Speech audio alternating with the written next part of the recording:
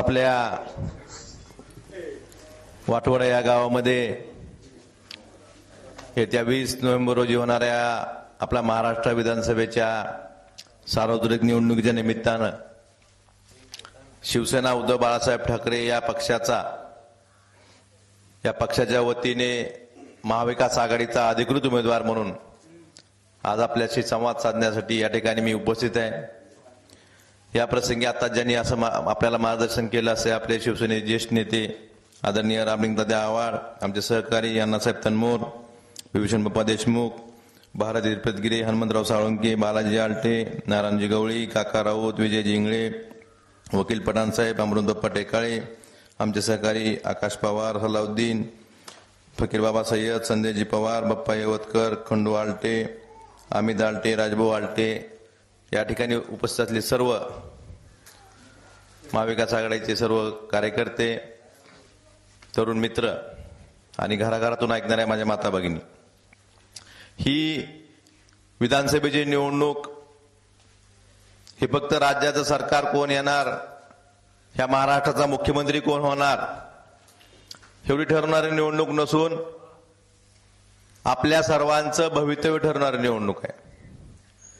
या निवडणुकीत आपण बघतोय की मागच्या 2.5 वर्षात जे सरकार राज्यात आलंय किंवा गेल्या 10 वर्षातलं मोदी सरकार या देशातलं, ही लोक, आपण सगळे शेतकरी आहेत, ही लोक शेतकऱ्यांच्या मुळावर उठलेली लोक आहेत।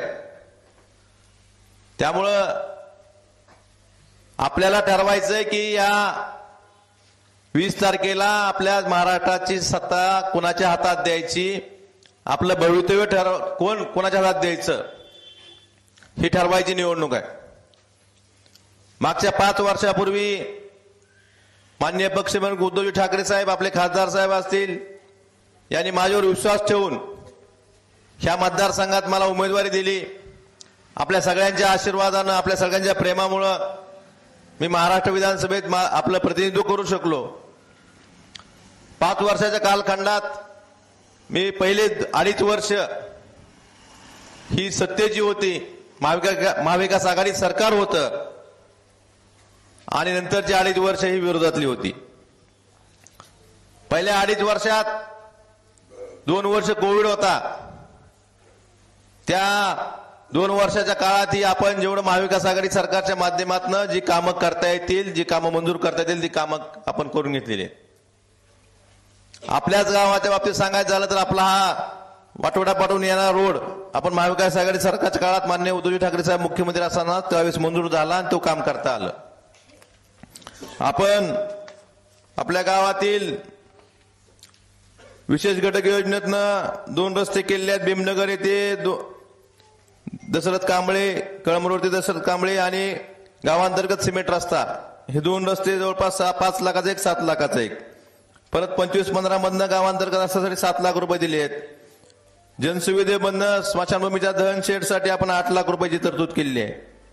आपण गावात डीपीडीसीनं 2 डीपी मिळवला, ग्रामपंचायत डीटीसी आणि पवार वस्तीला 25 केवीच्या 2 डीपी केलेले आहेत।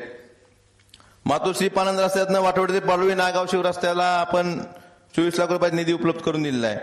आपलं आरोग्य उपकेंद्र असेल, आपले जिल्हा परिषद शाळेची खोली असेल, ह्याला सुद्धा आपण निधी दिलेला आहे।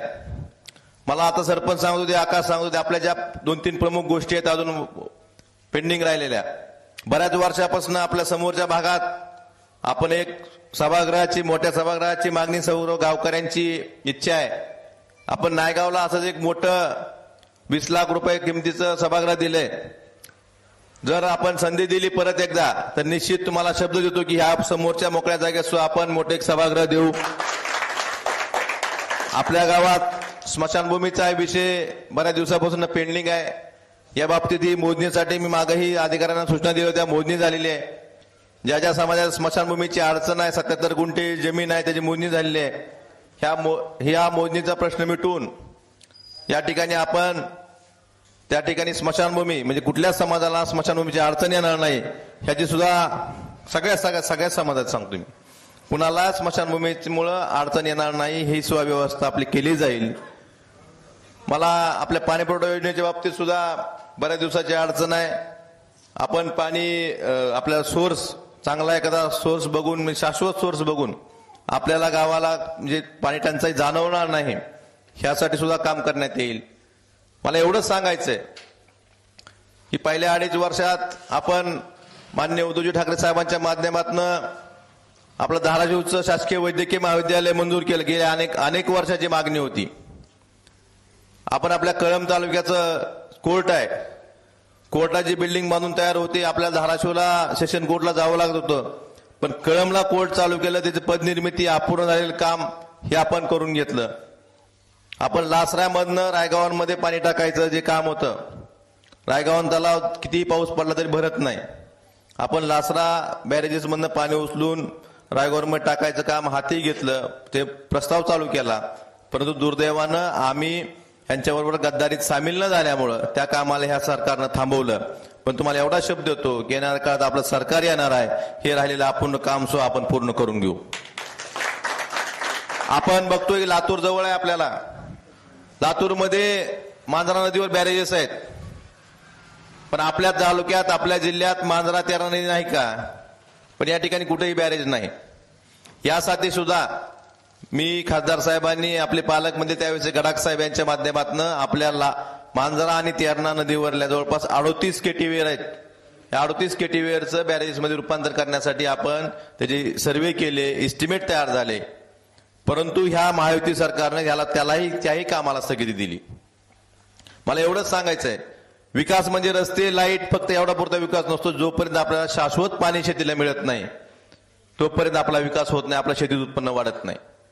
त्यामुळे आपण येत्या काळात हे राहिलेले बॅरेजेस सुद्धा जी कामं ह्या महायुती सरकारनं स्थगित दिलेली आहे, ह्याला सुद्धा आपण स्थगिती उठवून ही बॅरेजेसची कामं करण्यात येतील. मला एवढंच सांगायचंय, ही विकासाच्या गप्पा मारतात, ही उद्याही आपल्याकडे मतं मागण्यात येतील.